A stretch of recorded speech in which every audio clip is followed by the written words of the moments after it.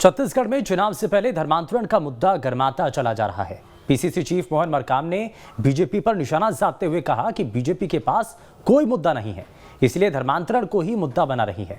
तो वहीं पूर्व नेता प्रतिपक्ष धर्मलाल कौशिक ने आरोपों पर पलटवार किया है। 2023 और 2024 के चुनाव के लिए हमने कमर कस लिया है और हम अपनी सरकार की उपलब्धियों के जो 5 साल के कार्यकाल के होंगे उनको लेकर हम जनता के बीच में जाएंगे। हमें उम्मीद है भारतीय जनता पार्टी के पास कोई मुद्दा नहीं है, इसलिए धर्मांतरण और अन्य मुद्दों को लेकर जा रहे हैं। तो स्वाभाविक है, उन्होंने 15 साल में कुछ नहीं किया, इसलिए धर्मांतरण जैसे मुद्दे फूट डालो और राज करो की नीति पर चल रही। तो इससे साफ जाहिर होता है कि भारतीय जनता पार्टी में निराशा का दौर से गुजर रही है भारतीय जनता पार्टी।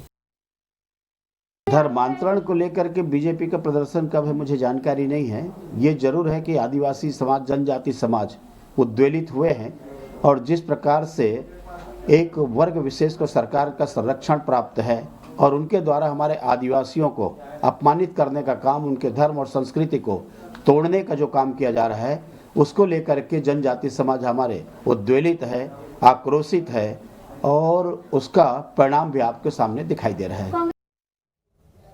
बात रायपुर की करेंगे, जहां मुख्यमंत्री Bhupesh Baghel Chhattisgarh chamber of commerce के सम्मेलन में शामिल हुए। Chhattisgarh chamber of commerce and industries के 63वें वार्षिक सम्मेलन में सीएम बघेल ने अपनी सरकार की उपलब्धियां गिनाई। साथ ही उन्होंने छत्तीसगढ़ को व्यापार और उद्योग जगत के लिए एक अच्छा विकल्प भी बताया।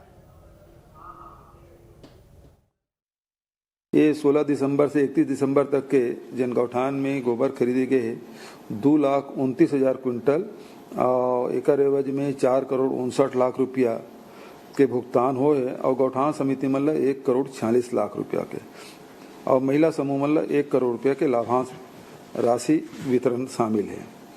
तो ये प्रकार से राशि में सबसे बड़ी बात यह है कि शासन से जिन एक अभी पैसा गए है, जिन 4,59,00,000 उनमें 1,76,00,000 रुपया तो कृषि विभाग के द्वारा दिए गए और 2,83,00,000 रुपया गौठान मन के द्वारा दिए गए हैं। वहीं गरियाबंद में राजिम मांझी पुन्नी मेले की तैयारियों को लेकर मंत्री ताम्रध्वज साहू की अध्यक्षता में एक बैठक आयोजित की गई।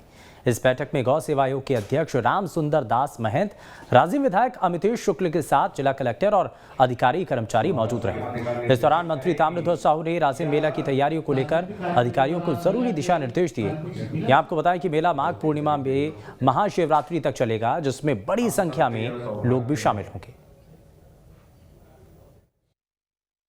हर वर्ष हमारी सरकार बनने के बाद हम लोगों ने जब भाग लिया तो लगभग 1 माह पहले हम लोग पहली बैठक करते हैं तैयारियों से और उस दिन सभी विभाग के अधिकारी कर्मचारी काम रहते हैं, वो निर्देशित करते हैं। आज कुछ सुझाव आए हैं, उस पर अधिकारियों को निर्देश दिए। बलरामपुर जिले के तातापानी महोत्सव 2023 की तैयारियां तेज हो चुकी हैं और इस बार जिला प्रशासन 14 से लेकर 16 जनवरी तक इस महोत्सव का आयोजन कर रहा है।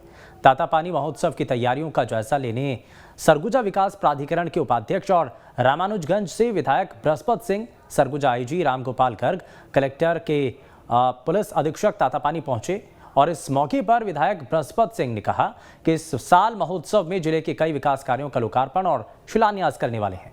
विधायक ने कार्यक्रम की जानकारी देते हुए कहा कि जिले के इस एकमात्र महोत्सव के पहले दिन 14 जनवरी को मुख्यमंत्री भूपेश बघेल मुख्य अतिथि के रूप में कार्यक्रम में शामिल होंगे।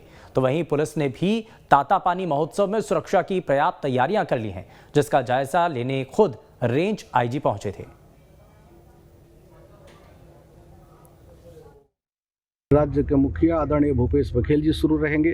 हमारे राज्य के प्रभारी, हमारे जिले के प्रभारी मंत्री आदरणीय शिवडहरिया डॉक्टर शिवडहरिया साहब रहेंगे और हमारे महिला बाल विकास मंत्री आदरणीय श्रीमती अनिला भेड़िया जी रहेंगी और अगले गेस्ट के रूप में हमारे आदरणीय डॉक्टर प्रेम साई जी, जो हमारे जिले के विधायक भी हैं, मंत्री भी हैं, वो चारों हमारे गेस्ट आ रहे हैं और हमारे चिंतामणि महाराज सामरी विधायक भी रहेंगे।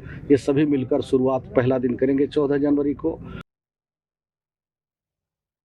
इस साल का जो तातापानी महोत्सव जो है 14, 15, 16 को आयोजित किया जा रहा है। 14 तारीख के दिन माननीय मुख्यमंत्री महोदय यहाँ पे शिरकत देंगे। साथ ही साथ पे प्रभारी मंत्री शिव डहरिया जी, महिला बाल विकास के मंत्री श्रीमती अनिला भेड़िया जी और जो क्षेत्रीय विधायक और विधायक प्रतापपुर और मंत्री शिक्षा मंत्री उपलब्ध रहेंगे उस दिन।